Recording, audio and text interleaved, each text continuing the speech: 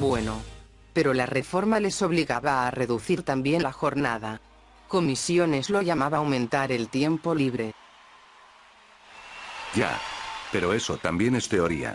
En la práctica se seguía trabajando lo mismo o más y cobrando la mitad, que era lo pretendido por los políticos y empresarios neoliberales. Esta reforma es la reforma de la flexibilidad, para que los trabajadores y los empresarios puedan superar juntos las crisis y no haya que ir al despido como único mecanismo de ajuste. Pero esta explotación de los trabajadores tendría que ser vigilada por la Inspección de Trabajo. Sí. Pero recuerda que el objetivo real de la reforma laboral ya dijeron que era abaratar los salarios y eso lo estaban consiguiendo. Ten en cuenta que a muchos empresarios la reforma laboral les parecía insuficiente. Reducir el salario, reduciendo jornada no tenía gracia.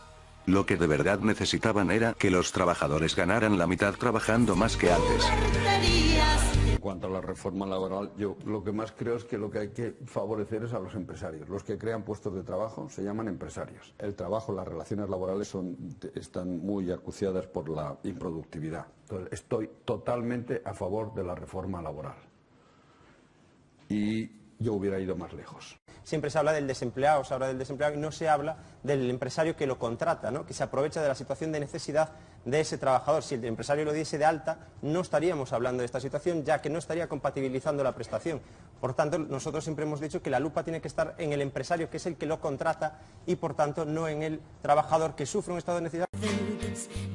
Y a todo esto, ¿qué hacían los poderosos sindicatos de clase, esos que antes hacían huelgas y lo paraban todo?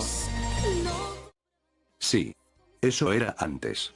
Ahora los que negocian con esos directivos neoliberales reciben sobresueldos y tarjetas negras.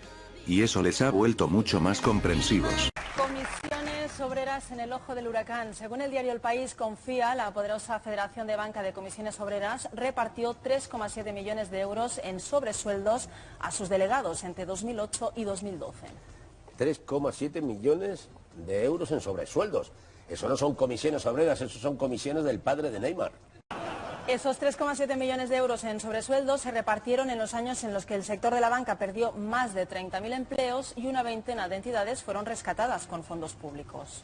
Confía recibió entre los años 2008 y 2012 4,98 millones de euros en ayudas directas y otros 3,38 millones por dietas de los consejos de administración de las cajas. Viendo un poco los apuntes contables, sobre todo los referidos a los gastos, en la información que saca ayer y hoy El País, se llega a la conclusión de que los gustos de los representantes de los trabajadores, de estos en concreto, son muy parecidos a los de los patronos.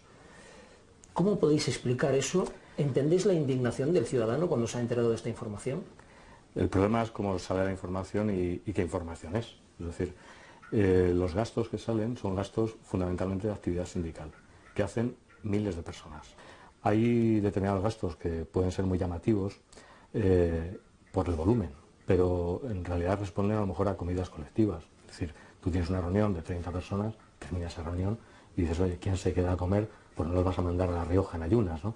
Entonces se cierran menús en restaurantes más o menos amplios y eso es a lo que responde la actividad sindical.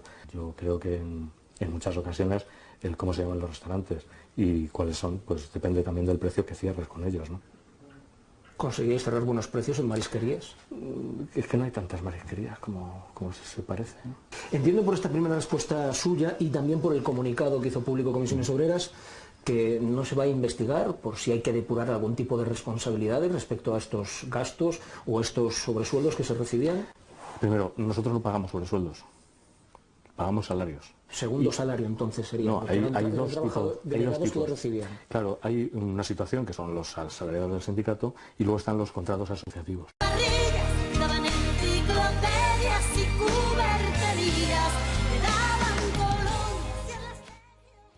O sea que podríamos hablar de sindicalistas neoliberales. Pues sí.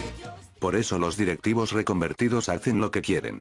En la siguiente entrega te contaré, Carmen, lo que hacen en Liberbank.